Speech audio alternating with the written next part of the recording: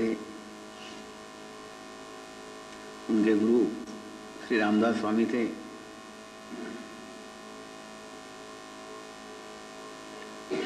और गुरु का एक परम कर्तव्य होता है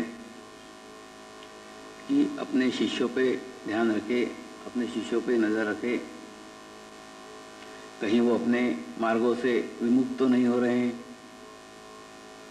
ऐसे ही एक बार जब स्वामी जी का चित्त शिवाजी महाराज पे गया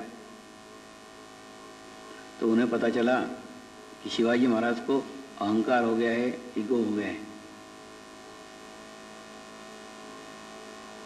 उन्होंने शिवाजी महाराज के अहंकार को दूर करने के लिए आगे की घटना घटित की। एक किले का निर्माण कार्य चल रहा था। वहाँ पे बड़ी बड़ी शिलाओं को, बड़े बड़े पत्थरों को तोड़ करके छोटे छोटे पत्थर बनाए जा रहे थे, छोटी छोटी शिलाएं बनाई जा रही थी। उनसे किले का निर्माण कार्य चल रहा था। वहाँ पे स्वयं शिवाजी महाराज भी सभी निर्माण कार्य देख रहे थे। ऐसे जगह स्वयं रामदास स्वामी पहुँचे। शिवाजी महाराज ने जैसे स्वामी को आते हुए देखा, उन्होंने तुरंत उनकी चरण वंदना की, नमस्कार किया। नमस्कार करने के बाद स्वामी जी एक पत्थर पे बैठ गए और उन्होंने एक विशिष्ट पत्थर की तरफ संकेत करके कहा, शिवा इस पत्थर को धीरे धीरे तोड़ना शुरू करो, शिवा इस पत्थर को धीरे धीरे छाटना शुरू करो। दो मजदूरों को ला करके उस पत्थर को धीरे धीरे तोड़ना शुरू किया। उसके बाद में जब वो छोटा सा पत्थर रह गया तब उस पत्थर के दो टुकड़े किए गए। उसमें से बहुत सारा पानी निकला और उसमें से एक मेंढक आवाज करते हुए बाहर निकला। शिवाजी महाराज ने तुरंत स्वामी जी के पैर पकड़ लिए कि आप जो बताना चाहते हैं, आप जो समझाना चाहते हैं वो मैं समझ गया हूँ। मैं सोच रहा हूँ कि इस देश का राजा मैं हूँ, इस राज्य का कारोबार में चला रहा हूँ, लेकिन आज आपने मुझे अनुभूति करा दी कि परम पिता परमेश्वर है, उसी का राज्य है। मैं एक निमित्त मात्र हूँ, मैं एक नाम मात्र हूँ।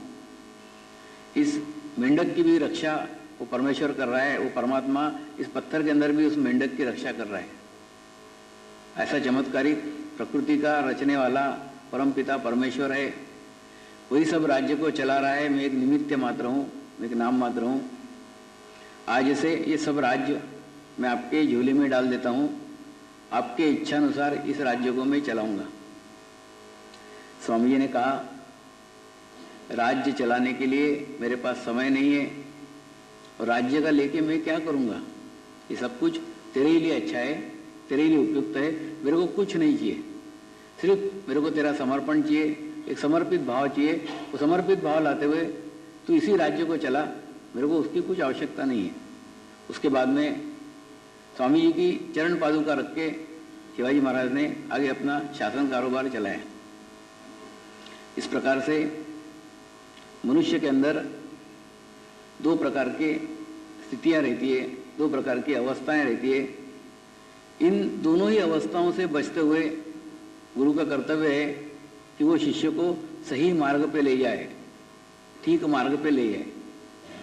सही मार्ग पे ले जाए, ठीक मार्ग पे ले जाए यानी क्या? देखिए, मैंने आपको अपने शरीर की संरचना समझाई है, शरीर की व्यवस्था समझाई है। आपके लेफ्ट साइड में जो होती है वो चंद्र नाड़ी होती है, आपके राइट साइड में जो होती है वो सूर्य नाड़ी होती है। जब आप भूतकाल के विचार करते हैं तब आप चंद्र नाड़ी में होते हैं, जब आप भविष्य काल के विचार करते हैं तब आप सूर्य नाड़ी में रहते हैं। मतलब जब आप भूतकाल के बारे में सोचते रहते हैं तब आप आपकी एनर्जी समाप्त करते रहते हैं, आप आपकी ऊर्जा खर्च करते रहते हैं। जब आप भविष्य काल के अंदर रहते हैं तब भी आप आपकी एनर्जी खर्च करते रहते हैं, आप आपकी ऊर्जा खर्च करते रहते हैं। और परमेश्वर मध्य नाड़ी में है, परमेश्वर बीच के नाड़ी में है। तो आपको इन दोनों नाड़ियों से अपना चित्त मध्य नाड़ी में लाने का है, अपना चित्त बीच के नाड़ी के अंदर लाने का है। देखिए, उसके लिए प्रैक्टिस की आवश्यकता है, सतत अभ्यास की आवश्यकता है। बिना सतत अभ्यास के ये संभव नहीं है। आपने देखा होगा यहाँ पानी का संकट चलता है, ऐसे राजस्थान में पनघट के ऊपर लड़कियां एक के ऊपर एक हंडे रखती है, 4-4 मटकियां रखती है, 4-4 हंडे रखती है। उसके बाद में 4-4 कोस चली जाती है, 4-4 कोस जाते हुए अपने सहेली से बातें करते रहती है, अपने सहेलियों से बातें भी करते रहेगी, लेकिन ऊपर का एक भी मटका गिरता नहीं है। कौन सी तकनीक है, कौन सी टेक्निक है कि वो 4-4 कोस जाने के बाद में भी रास्ते में एक भी मटका गिरता नहीं है? क्यों? क्योंकि सारे समय, पूरे समय उसका चित्त उसके मटके के ऊपर रहता है। उसी प्रकार से आपको आपके सब कुछ कार्य करने के हैं। देखिए, ध्यान करना मतलब निष्क्रिय होना नहीं है। कई लोग अर्थ लगाते हैं ध्यान करने का कि 8-8 घंटे 10-10 घंटे ऐसा बैठे रहना। मैं ऐसा बैठे रहने को आपको नहीं कह रहा हूँ। आप एक आधे घंटे मेडिटेशन कीजिए, आधे घंटे ध्यान कीजिए और बाकी समय ध्यान में ही रहिए। अब ध्यान में ही रहिए मतलब क्या? जैसे वो लड़कियां अपनी प्रैक्टिस करती है कि सब सहेली से बातें करते हुए भी अपना चित्त हंडे के ऊपर रखती है, ठीक उसी प्रकार से आपको आपके दैनिक जीवन में सब कुछ कार्य करने के हैं, सभी कार्य करने के हैं जो आपके परिवार के अंदर है, वो सब कार्य, सब जवाबदारियां, सब करते हुए पूर्ण करने के हैं। और सब करते हुए आपका चित्त परमेश्वर की तरफ ही होना चाहिए। आपका, जैसे वो लड़कियों का चित्त उन हंडों के ऊपर रहता है, उन मटकियों के ऊपर रहता है, उसी प्रकार से सब कार्य करते हुए आपका चित्त परमेश्वर के ऊपर होना चाहिए। लेकिन ये कैसे संभव होगा? ये सतत अभ्यास से संभव होगा। कल से जब सवेरे 6 बजे आप उठो तो उठने के बाद में तुरंत घड़ी देखो कितने बजे हैं, सुबह के 6 बजे हैं, ठीक है। 6 बजे मेरा चित्त कहाँ है, मेरा अटेंशन कहाँ है? तुरंत आपको मालूम पड़ेगा आप कुछ तो भी भूतकाल के विचार कर रहे हैं, आप जो कुछ हो गया है उसके बारे में सोच रहे हैं। तो ऐसे जब आप भूतकाल के विचार करेंगे तुरंत आप आपके चित्त को समझाओ, जो हो गया वो हो गया ना, अब भूतकाल के बारे में विचार करके आज क्या होने वाला है, छोड़ो, मूर्ख सही के बातें कर रहा है, चल छोड़ पीछे की बात। ऐसे आप आपके चित्त को समझाओ। जैसे आप चित्त को समझाएंगे आप देखेंगे आपके भूतकाल के विचार चले गए, आपका चित्त तुरंत समझ जाएगा, प्रेजेंट में आ जाएगा। उसके बाद में फिर सवेरे 7 बजे अपने आप को चेक करो, 1-1 घंटे से चेक करो, सवेरे 7 बजे फिर चेक करो आप कौन से विचार कर रहे हैं। फिर अगर आपको लगा कि आप फिर भूतकाल के विचार कर रहे हैं, तुरंत फिर चित्त को समझाओ कि समझाए ना एक बार, बार बार पीछे की बातें मत कर करके, फिर वो प्रेजेंट में आ जाएगा। उसके बाद में ऐसा लगा कि फिर 8 बजे आप अपने आप को चेक करो। 8 बजे अगर आपको लगा कि आपको भविष्य की चिंता सता रही है, भविष्य के बारे में विचार कर रहे हैं, तो तुरंत अपने चित्त को समझाओ, अरे मूर्ख, कल किसने देखा है, कल के बारे में क्यों विचार कर रहा है, आज में रहे, प्रेजेंट में रहे, वर्तमान में रहे। ऐसा जब बार बार आप आपके चित्त पे नजर रखोगे, बार बार आप आपके चित्त को संभालोगे, तो आप देखेंगे आपका चित्त बीच में रहना सीख गया है। देखिए, आप जैसे परदेश जाते हैं, परगांव जाते हैं, लेकिन घूम के बाद में अपने ही घर में आ जाते हैं, ठीक उसी प्रकार से ये चित्त कभी भूतकाल में जाता है, कभी भविष्य काल में जाता है, लेकिन बाद में लौट के उसको बीच में ही आने का है, मध्य में आने का है। आप जितना बीच में लाएंगे उतनी आपकी स्थिति अच्छी होगी। कुछ लोगों की स्थिति पेंडुलम सरी की रहती है। पुरानी आपने घड़ियाल देखी होगी, इसके अंदर एक पेंडुलम लगा रहता है। वो पेंडुलम कभी भूतकाल में जाता है, कभी भविष्य काल में जाता है, भूतकाल में जाता है तो भविष्य काल में जाता है। और 4-4 घंटे ये लोग पूजा करते रहते हैं, लेकिन 4-4 घंटे भूतकाल के विचार करते रहते हैं, भविष्य काल के विचार करते रहते हैं। तो ये 4 घंटे के पूजा के अंदर उनका चित्त परमेश्वर के पास कभी भी नहीं रहता है, क्योंकि परमेश्वर मध्य नाड़ी में है, परमेश्वर बीच के नाड़ी में है। जब तक आपका चित्त, आपका अटेंशन मध्य नाड़ी में नहीं आता, आपका चित्त बीच के नाड़ी में नहीं आता, आपका परमेश्वर के साथ कोई संबंध नहीं है। तो परमेश्वर के संबंध लाने के लिए आपको मध्य नाड़ी में आना पड़ेगा। ये पूरा साइंटिफिक है, पूरा मेडिकल के तरीके से है। देखिए, आपकी ये जो चंद्र नाड़ी है, चंद्र नाड़ी अगर आपकी कमजोर है, आपको भूतकाल के विचार आ रहे हैं, इसका अर्थ है आपके शरीर में प्रोटीन तत्व की कमी है। कई लोग मेरे पास आते हैं, मैं उनको बोलता हूं तुम्हारी चंद्र नाड़ी खराब है, तुमको भूतकाल के विचार आते हैं। हाँ आते हैं ना, फिर तेरे शरीर में प्रोटीन तत्व की कमी है।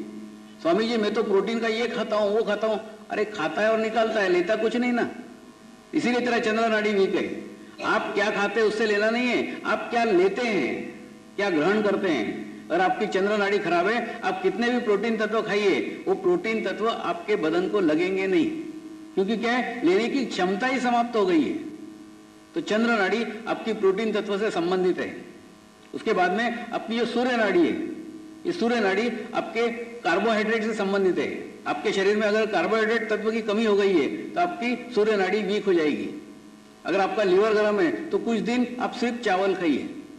सिर्फ चावल के अंदर आपके लीवर को ठंडा करने की क्षमता है। आप अपने आप को बैलेंस कर सकते हैं, आप अपने आप को संतुलित कर सकते हैं। आप जैसे शादियां करने के लिए लड़के लड़कियों की पत्रिका मिलाते हैं, उस पत्रिका से भी ज्यादा महत्वपूर्ण है ये नाड़ियां।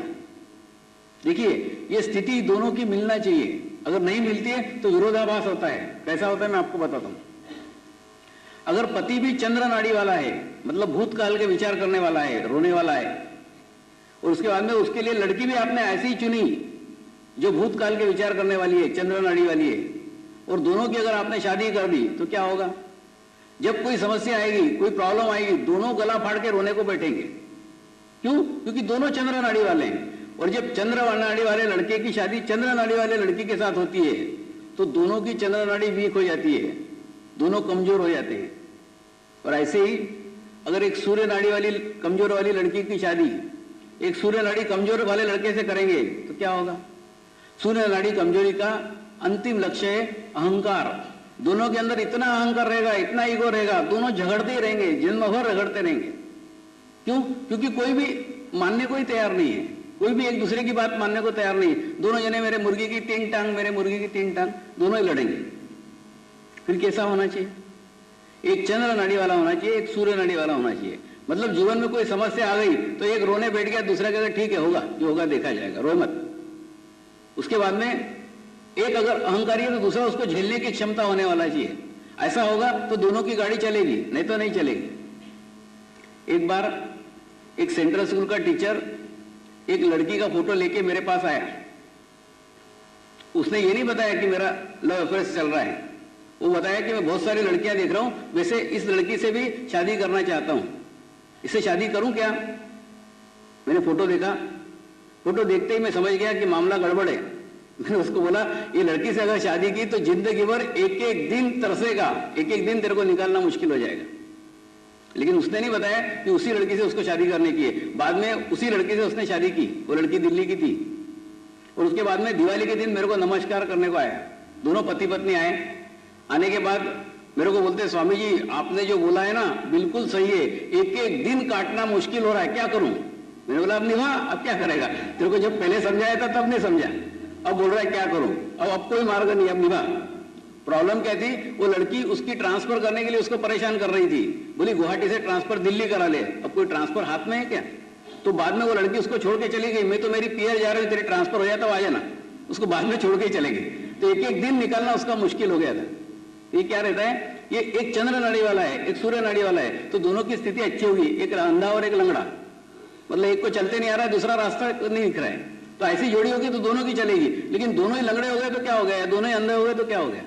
दोनों के एक ही दोष नहीं होना चाहिए, सेम दोष नहीं होना चाहिए, समान दोष नहीं होना चाहिए। दोनों के चक्र एक ही पकड़े नहीं होना चाहिए। एक हृदय चक्र पकड़ी हुई लड़की की शादी एक हृदय चक्र पकड़े हुए अगर लड़के से हो जाती है, एक पत्रकार की हुई थी, मैंने उनको बोला था तुम्हारा टेंशन और बढ़ जाएगा। दोनों का टेंशन बढ़ गया क्योंकि दोनों हार्ट के वीक थे, दोनों का हृदय चक्र पकड़े हुए थे। तो ऐसे अगर पकड़े हुए की शादी होती है तो क्या होता है? वही दोष वृद्धिगत हो जाता है, बढ़ जाता है, एक और एक 11 हो जाते हैं, और उसके जीवन में फिर प्रॉब्लम निर्माण होना चालू हो जाते हैं। तो ये सब कुछ जानकारी आपको होना चाहिए। उस जानकारी के आधार पे अगर शादी होती है तो शादी सक्सेसफुल होती है, सफल होती है। अब जिनकी हो गई है उसमें कुछ नहीं, अब मेडिटेशन करो, ध्यान करो, सब ठीक हो जाएगा। अब उसमें से कुछ नहीं कर सकता। अब एक भी अगर उसमें से मेडिटेशन करता है, एक भी उसमें से ध्यान करता है, तो भी दोनों की स्थिति अच्छी हो जाएगी। इसलिए पहले मेडिटेशन करो, फिर ध्यान करो, ध्यान करने के बाद में सब कुछ ठीक हो जाएगा। तो सब बातें संतुलन की, सब बातें बैलेंस की। अगर आप बैलेंस में हैं तो आपके किए हुए सब जो प्रयत्न हैं वो बैलेंस में रहेंगे। क्योंकि जब आप प्रेजेंट में रहेंगे, जब आप वर्तमान में रहेंगे, तो वर्तमान में रहना ही ध्यान है, प्रेजेंट में रहना ही ध्यान है। जैसे वो दरवाजा खुला हुआ है, वहां पे वो भैया बैठे हैं, उनके हाथ में कोई तलवार नहीं है, उनके हाथ में कोई लकड़ी नहीं है, लेकिन कोई भी चोर अंदर नहीं आएगा। क्यों नहीं आएगा? कोई तो भी देख रहा है, कोई तो भी बैठा है। उसी प्रकार से आप अपने छाती के ऊपर बैठो और देखते रहो आप कहां जा रहे हो, कौन से विचार कर रहे हो, भूतकाल के विचार कर रहे हो कि भविष्य काल के विचार कर रहे हो। जैसे सतत देखते जाओगे, सतत निरीक्षण करोगे, आप देखोगे आपको विचार आना ही बंद हो गए। भूतकाल के भी विचार नहीं आएंगे, भविष्य काल के विचार नहीं आएंगे।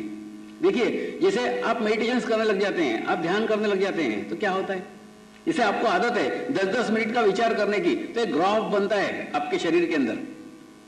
10 मिनट का विचार आया, बराबर जैसे आपको आता है वैसे आएगा। जैसे वो कंट्रोल के दुकान में, राशन के दुकान में लोग लाइन लगा के खड़े रहते हैं, ऐसे आपके दिमाग में विचार लाइन लगा के खड़े रहते हैं। एक खत्म हुआ, दूसरा आया, दूसरा खत्म हुआ, तीसरा आया, एकदम बम्बार्डिंग चल रहा है। तो ऐसा बराबर आएगा। पहला विचार 10 मिनट का आएगा, और वो 10 मिनट का विचार आने के बाद में दूसरा विचार आएगा, लेकिन वो ग्रेजुअली छोटा आएगा। पहला 10 मिनट का, दूसरा 9 मिनट का, क्योंकि मेडिटेशन करने लग गए आप। फिर क्या होगा, वो दोनों विचारों के बीच में एक गैप आएगी, 1 मिनट का विलंब आएगा। उसको योग के भाषा में विलंब कहते हैं। मतलब 1 मिनट ऐसी स्थिति प्राप्त होगी जब आपके मन में कोई विचार नहीं है। अभी तो लाइन लगी हुई है, लेकिन मेडिटेशन करेंगे तो ये निर्माण होगा। और ये निर्माण होकर जैसे जैसे ध्यान करेंगे तो क्या होगा, आपके विचारों की तीव्रता कम हो जाएगी। 10 minute, 9 minute, 8 minute, 7 minute, 6 minute, 5 minute, 4 minute, 3 minute, 2 minute, 1 minute. उसके बाद में वो जो विलंब है, जो पहले 1 मिनट है, वो बढ़ते जाएगा। 1 मिनट, 2 मिनट, 3 मिनट, 4 मिनट, ऐसे करके बढ़ते जाएगा। और बढ़ते बढ़ते बाद में विलंब ही रह जाएगा। एक विचार शून्यता की स्थिति आपको प्राप्त हो जाएगी। आप सब कुछ काम निर्विचारता में करेंगे, प्रेजेंट में रहेंगे। कभी कोई विचार आपको पास्ट के नहीं आएंगे, कोई विचार आपको फ्यूचर के नहीं आएंगे। आप प्रेजेंट में रहते हुए, आप वर्तमान में रहते हुए कार्य करेंगे। और जब वर्तमान में रहते हुए कार्य करेंगे, आप उत्कृष्ट कार्य करेंगे, सर्वश्रेष्ठ कार्य करेंगे, क्योंकि आपने आपके पूरे कार्य क्षमता के साथ वो कार्य किया हुआ है। लेकिन वो कार्य तब संपन्न होगा जब आप प्रेजेंट में रहेंगे, जब आप वर्तमान में रहेंगे। देखिए, ये कोई मिरेकल नहीं है, ये कोई चमत्कार नहीं है। देखिए, आपको सतत प्रैक्टिस करना पड़ेगी, सतत अभ्यास करना पड़ेगा। आपको आपका अवलोकन करना पड़ेगा, आपका निरीक्षण करना पड़ेगा, आपको आपका गुरु बनना पड़ेगा। आपको देखना पड़ेगा कि आप कौन से विचार कर रहे हैं। आपको देखना पड़ेगा आपके भूतकाल के विचार तो नहीं चल रहे हैं, आपके भविष्य काल के तो विचार नहीं चल रहे हैं। ऐसे विचारों पे जब आप सतत निरीक्षण करेंगे, परीक्षण करेंगे, तब जाके देखेंगे कि आप वर्तमान में रहना सीख गए हैं, आप प्रेजेंट में रहना सीख गए हैं। गुरु का यही कार्य होता है, वो शिष्य को प्रेजेंट में रहना सिखाता है, वर्तमान में रहना सिखाता है। भूतकाल की बातें छोड़ दे, भविष्य काल की बातें छोड़ दे। यही गीता में कहा हुआ है, यही गीता रहस्य का सार है। प्रेजेंट में रहो, वर्तमान में रहो। जब आप वर्तमान में रहेंगे, आपका कनेक्शन परमात्मा के साथ हो जाएगा, परमेश्वर के साथ हो जाएगा, और बाकी आपके जीवन के सभी समस्याएं, सभी प्रॉब्लम दूर हो जाएंगे। दूसरा, गुरु की स्थिति तो एक बल्ब के समान है। जैसे आपके घर में एक 100 पावर का बल्ब लगा रहता है, आप उसको अगर साफ नहीं करती है, स्वच्छ नहीं करती है, तो बल्ब तो 100 पावर का रहता है, लेकिन वो आपको लाइट देता है 40 का। क्यों? क्योंकि वो गंदा करके रखा है, उसको साफ नहीं किया है आपने, स्वच्छ नहीं किया है। अगर आप उस बल्ब को स्वच्छ करती है, साफ करती है, तो 100 पावर का बल्ब 100 पावर का लाइट देगा। उसी प्रकार से गुरु की शक्तियां तो एक जैसी रहती है, 100 पावर की रहती है, लेकिन आपकी श्रद्धा से आपको चमकाना पड़ता है, साफ करना पड़ता है, शुद्ध करना पड़ता है। जैसे आप शुद्ध रखेंगे बल्ब को, वैसे ही आपको ज्यादा लाइट आएगी। वैसे ही जैसे आप श्रद्धा रखेंगे, जैसे आप समर्पण रखेंगे, उतने ही आपको उतने अच्छे पावर्स मिलेंगे, उतनी अच्छी शक्तियां मिलेंगी। तो गुरु एक मार्गदर्शक है, लेकिन वो उसका एक लिमिटेशन है, मतलब वो आपको रास्ता बता सकता है। कल मैंने आपको बताया इलेक्ट्रिशियंस का रोल है, लेकिन आगे का रोल आपको ही करना पड़ेगा, आपको स्वयं करना पड़ेगा। गुरु ने बीजारोपण किया है, लेकिन वो बीजारोपण को आपको खाद डालना पड़ेगा, आपको श्रद्धा का पानी डालना पड़ेगा, सींचना पड़ेगा, मेहनत करना पड़ेगा, तब जाके उसमें से वृक्ष का निर्माण हो सकता है। आप सोचेंगे ऐसे ही बीज डाल दिया, उसको कुछ नहीं देखा, तो कुछ नहीं होगा। आपको उसके ऊपर मेहनत करना पड़ेगी, और एक बड़े पुण्य के कार्य के कारण आपको एक चीज मिली है, लेकिन मिलने के बाद में कोई भी चीज ऐसे ही मिल गई तो उसका महत्व कम हो जाता है। इसको महत्व को कम मत समझिए। देखिए, जैसे एक आधे डॉक्टर ने आपको एक गोलियां दी कि ये गोली सवेरे खाओ, ये गोली शाम को खाओ, और आपसे बहुत पैसा लिया, तो आप बराबर याद रख के खाते, अरे बहुत महंगी गोलियां हैं, सुबह खाए शाम को आए, सुबह खाए शाम को आए, भले उससे फायदा हो नहीं हो, नहीं वो तो पूरी बोतल तो लेना ही पड़ेगी, डॉक्टर साहब ने बोला है पूरी बोतल। उसी प्रकार से आपको 45 दिन तक रेगुलर ध्यान करना पड़ेगा। आपका ध्यान लगे या न लगे, आपका मेडिटेशन हो या ना हो, आपको रेगुलर 45 डेज तक मेडिटेशन करने का है, ध्यान करने का है। और वो ध्यान करने के बाद में फिर आप आपका निर्णय लीजिए कि आपको करना है कि नहीं करना है। आपको अच्छा लगे करिए, नहीं अच्छा लगे मत करिए। आप अभी जो ध्यान की पद्धति कर रहे हैं, बाद में उसको कंपैरिजन करिए, तुलना करिए। ये चीज अगर आपको अच्छी लगी ये करिए, वो चीज अगर आपको अच्छी लगी वो करिए, कुछ भी करिए, आप किसी भी मार्ग से परमेश्वर तक पहुंचे, ये मेरी शुद्ध इच्छा है। मार्ग कोई भी हो, गुरु कोई भी हो, सब एक ही है, गुरु तत्व एक ही है, सब मार्ग एक ही जगह पहुंचते हैं। वो स्थिति है निर्विचारता की स्थिति। आपको किस मार्ग से अच्छा लग रहा है, कौन सा मार्ग आप अपना रहे वो आप अपना देखिए, आपको जो सूट कर रहा है उस मार्ग से पहुंचिए। सब मार्ग अंत में एक ही रास्ते पे जाके पहुंचते हैं, एक ही जगह जाके पहुंचते हैं। फिर बाद में जो कुछ होता है वो गुरु कृपा में होता है। अब गुरु कृपा में होता है मतलब क्या है? देखिए, गुरु कृपा में होता है मतलब गुरु जैसा जैसा प्रसन्न होते जाएगा वैसे वैसे आपकी स्थिति अच्छी होती जाएगी। अब गुरु प्रसन्न होते जाएगा मतलब क्या? ये शरीर प्रसन्न होते जाएगा। लोग मेरे को प्रसन्न करना चालू कर देते हैं, मेरे को प्रसन्न मत करो। देखिए, प्रसन्न करना मतलब एक शरीर के साथ में एक सूक्ष्म शरीर का निर्माण हुआ है। जब गुरु एक किसी को शक्ति संक्रमित करता है, किसी शक्ति को शिष्य को संक्रमित करता है, तो साथ में एक सूक्ष्म शरीर का निर्माण करता है, एक सूक्ष्म शरीर निर्माण करता है। उसके लिए स्पेशल, ये इस शिष्य के लिए, इस शिष्य के लिए, सबके लिए अलग अलग है। लेकिन वो जो सूक्ष्म शरीर है उसके साथ में आपका रिलेशंस कैसा है, आपकी स्थिति कैसी है, आपका ध्यान कैसा है, उसी के द्वारा उस शरीर का डेवलपमेंट होता है। जैसे 4 जगह बीज बोए, एक ने खत पानी दिया, उसमें से वृक्ष निकला, 3 जनों ने नहीं दिया, नहीं निकला। उसी प्रकार से गुरु तो सबको एक जैसा डालेगा, एक जगह बीज डालेगा, सबको एक जैसे सूक्ष्म शरीर दिए। उस सूक्ष्म शरीर को आपको डेवलप करने का है, आपको बढ़ाने का है। आप बढ़ाएंगे तो होगा, नहीं बढ़ाएंगे तो नहीं होगा। उस सूक्ष्म शरीर के साथ जिनका रिलेशन हुआ है उनको वो सूक्ष्म शरीर दिखने लग गया है, इतनी उनकी स्थिति हो गई है। लेकिन उसके लिए आपको मेहनत करना पड़ेगी, आपको प्रयास करना पड़ेगा। वो सूक्ष्म शरीर सतत आपको गाइड करेगा, सतत आपका मार्गदर्शन करेगा। आप आंख बनकर जैसे पलक झपकाते हो उतने स्थिति में आपका उससे संबंध हो जाएगा। लेकिन ये तब होगा जब आपने उसको डेवलप किया हुआ है। उस वृक्ष के आम आपको तब खाने को मिलेंगे जब उस बीज का आपने वृक्ष बनाया है, तभी ये प्रोग्रेस हो सकती है, तभी ये प्रगति हो सकती है। लेकिन उसके लिए आपको मेहनत करना पड़ेगी, आपको सतत प्रयास करना पड़ेंगे। जब सतत प्रयास करेंगे तभी उसमें से ये फल निकल सकते हैं। बिना मेहनत के कुछ भी पॉसिबल नहीं है, बिना मेहनत के कुछ भी संभव नहीं है। ये सतत प्रयास के कारण है, सतत प्रयत्न के कारण है, प्रयत्नों के कारण आगे के वृद्धिगत होती है। आपके वाइब्रेशन धीरे धीरे बढ़ते जाएंगे। देखिए, ऐसी की ऐसी घटना कृष्ण के जीवन काल में भी हुई थी। कृष्ण के जीवन काल में कृष्ण ने मटकियां फोड़ के, जो गोपियां थी उनकी मटकियां फोड़ी थी कंकरियां मार के, और उसमें से पानी बहा था। वो पानी उनके पीठ के ऊपर गया था, और पीठ के ऊपर जाने के बाद में उनकी कुंडली जागृत कर दी थी। और प्रत्येक गोपी को लगता था कि कृष्ण मेरा है। देखिए, कृष्ण तो एक ही था, उसकी 16,000 गोपियां थी, और 16,000 गोपियों को लगता था कि कृष्ण मेरा है। क्या कारण था? देखिए, ये जो आप जो समझते हैं वैसा संबंध नहीं है, वो गुरु शिष्य का संबंध है। उन्होंने अपनी शक्तियां उनमें संक्रमित की थी, और संक्रमित करने के बाद में उन्होंने उनको डेवलप किया था, इतना डेवलप किया था कि 16,000 गोपियों को 16,000 कृष्ण नजर आ रहे थे। उसी प्रकार से जब एक सूक्ष्म शरीर का निर्माण होता है, उस सूक्ष्म शरीर के साथ आपको संबंध स्थापित करना पड़ेगा, और संबंध स्थापित करने के बाद में आपको उसको वृद्धिगत करना पड़ेगा, आप उसको डेवलप करना पड़ेगा, आप उसको बढ़ाना पड़ेगा। लोग मेरे को प्रसन्न करने लग जाते हैं। देखिए, भौतिक चीजों में मेरी कोई इंटरेस्ट नहीं है, मेरा कोई रुचि नहीं है, सिर्फ उसके अंदर एक देने का वृत्ति डेवलप हो रहा है, इसलिए मैं उसको प्रोत्साहन देता हूं, बाकी कुछ नहीं है। अगर देखिए, अगर प्रोत्साहित करना है, प्रसन्न करना है, तो आप कार्य को महत्व दीजिए। गुरु का कार्य गुरु से श्रेष्ठ होता है, इसीलिए मैंने मेरे गुरु के कार्य को अपनाया है, उसको वृद्धिगत किया है। बाकी तो उसके आशीर्वाद ऐसे ही मिलते चले आते हैं, कुछ मांगने की आवश्यकता नहीं है। देखिए, मतलब जैसे आपने यहाँ पे पानी का स्लोप अगर उधर है, यहाँ पे पानी डाला तो उधर बहेगा ही, पानी को कहने की जरूरत नहीं उधर बहे, स्लोप ही उधर है। उसी प्रकार से जब हम गुरु के कार्य में संलग्न हो जाते हैं, ऑटोमेटिकली उसकी शक्तियां अपने पीछे ऐसे हो जाती है, अनायास हो जाती है, कुछ करने की आवश्यकता नहीं। अभी जब मैं इंग्लैंड गया था, वहां पे एक जया बहन करके है, वो और उनके पति दोनों ही जने ने मेडिटेशन सीखा, ध्यान सीखा। बाद में पति ने कहा, पता नहीं क्या हो गया स्वामी जी, मेरा मेडिटेशन नहीं हो रहा है, मेरा ध्यान नहीं हो रहा है, क्या करूं? तो वो दोनों जने ऑस्ट्रेलिया जा रहे थे। मैंने उनको बोला, वहां जाके 15 दिन मेरा प्रचार करो, प्रचार करके तुम्हारी स्थिति अच्छी हो जाएगी। तो उनको इतने अच्छे परिणाम आए, इतने अच्छे रिजल्ट आए। क्या कारण है? कारण ये है कि जब वो मेरे कार्य का प्रचार कर रहे थे, तो वो मेरे कार्य का प्रचार नहीं कर रहे थे, मेरे गुरुओं के कार्य का प्रचार कर रहे थे।